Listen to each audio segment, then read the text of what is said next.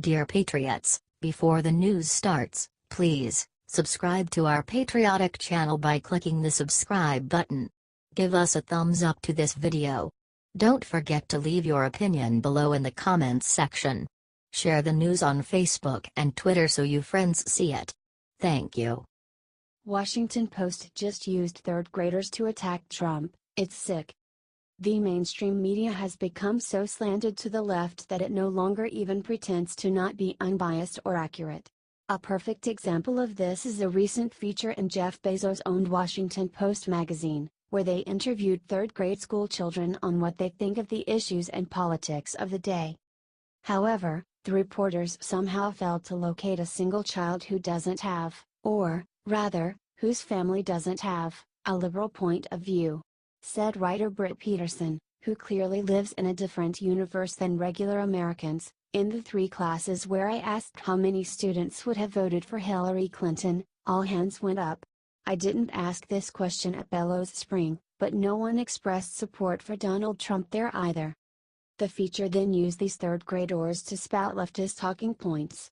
Said third grader Devonna Holland, for example, "I think that Hillary should have won because people are saying that Trump cheated in the election because they said he was working with Russia or ISIS or something."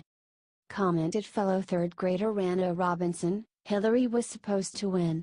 I mean, she didn't hate Mexicans. Donald Trump did. She was acting like a grown-up. But Donald Trump I can't even say about him. He's mean." Said Macklin Dunn, "I would vote for Hillary Clinton because Donald Trump doesn't like black people and Hillary Clinton does." Offered Nick Salihazadeh, "I think that if I could vote, I would vote for Hillary Clinton because I wouldn't want to vote for Donald Trump because he's orange." Another girl added, "It made me a little bit mad that it was another boy to be the president because there hasn't been a female president before." Do you think the Washington Post should be embarrassed about the fact that it used grade school age children to push leftist propaganda?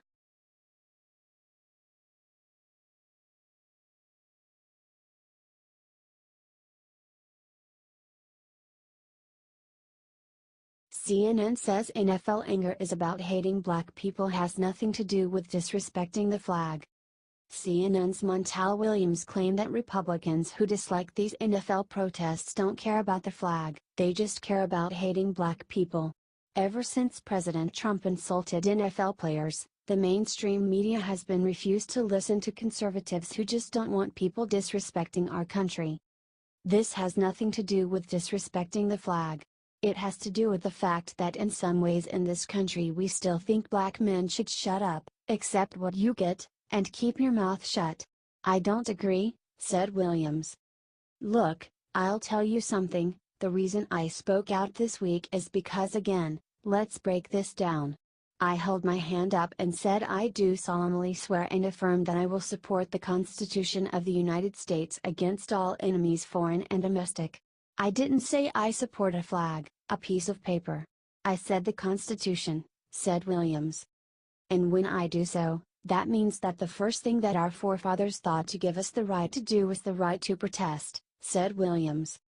So you denigrate and disrespect the lives of all 300,000 Americans that died in World War II, 600,000 Americans that were wounded in World War II, the thousands that have just put their life on the line right now to give you the right to protest. You denigrate them. Stop it, he said. That is ridiculous.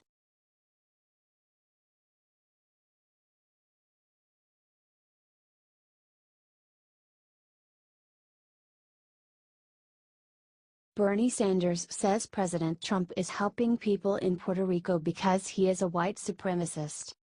President Trump has been doing a fantastic job helping the people of Puerto Rico, and the governor even confirmed this himself.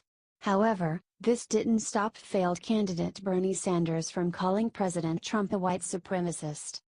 I have to say that the administration has responded to our petitions. FEMA, Brock Long, has been on the phone virtually all the time with me, checking out how things are going, stated the governor of Puerto Rico.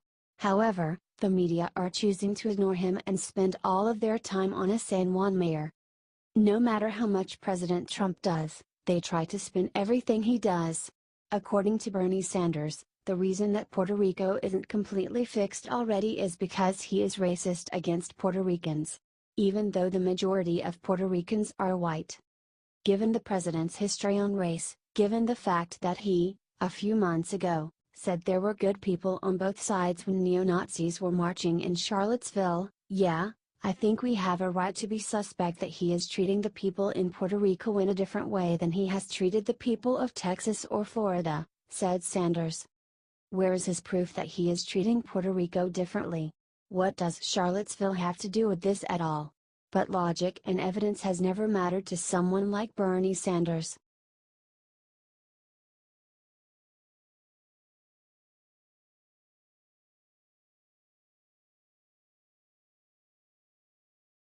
CNN's Brian Stelter attacks President Trump's tweets on Puerto Rico for being a racist dog whistle. President Trump has been doing an incredible job at helping the people of Puerto Rico, and even the governor was willing to admit it. I have to say that the administration has responded to our petitions. FEMA, Brock Long, has been on the phone virtually all the time with me, checking out how things are going, said the governor. However, the media ignored the governor and are instead spending all of their time reporting on a San Juan mayor who insulted President Trump.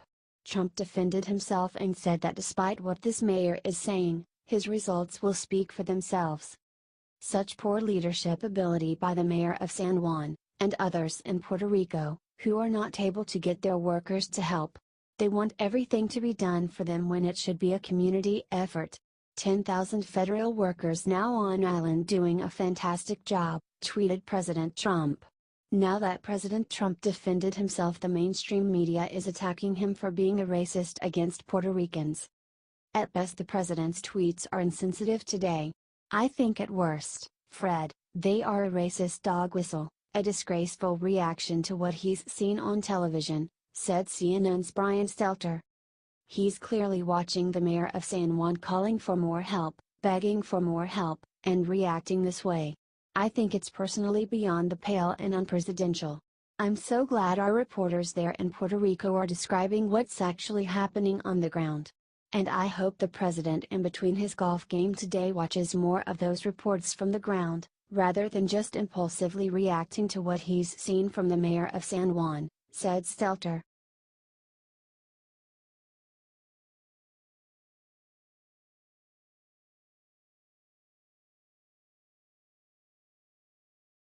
Famous rapper makes disgusting comment about white women while casting blame for Vegas shooting.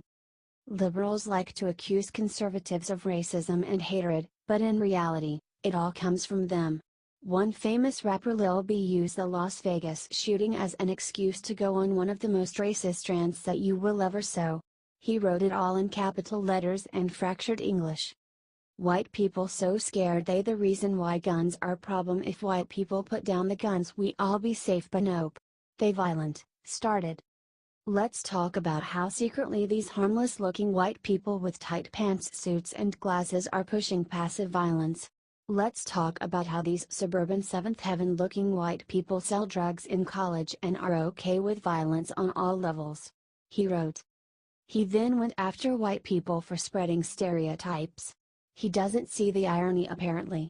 The reason why there is a stereotype is because of white people. This is y'all language and philosophies, lol. Stop it. Y'all are violent. He said. Then Lil B went after white women. White women really scare me the most because they can be true sociopaths.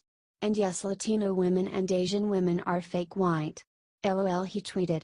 See, the things is white folks are really scared. You know, all the white people feel like they are frail blonde gifts from God. LOL. Collectively, white people as a whole need to go on Fox News and for a month talk about how it's their fault of black oppression. Start. Lil B, he tweeted.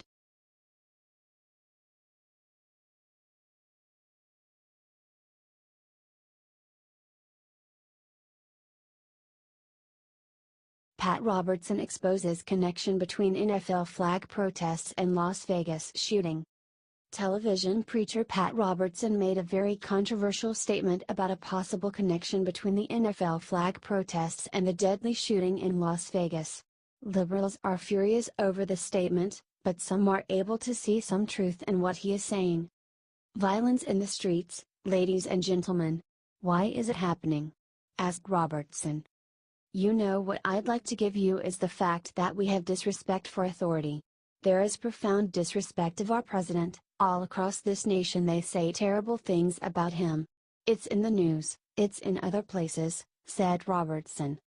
There is disrespect now for our national anthem, disrespect for our veterans, disrespect for the institutions of our government, disrespect for the court system. All the way up and down the line, disrespect, said Robertson. And when you lose that kind of respect, you lose authority. But more than anything, until there is biblical authority, there has to be some controlling authority in our society, and there is none. And when there is no vision of God, the people say, there's no vision of God, the people run amok, said Robertson. What do you think of his analysis? Do you agree, or do you think this is a stretch?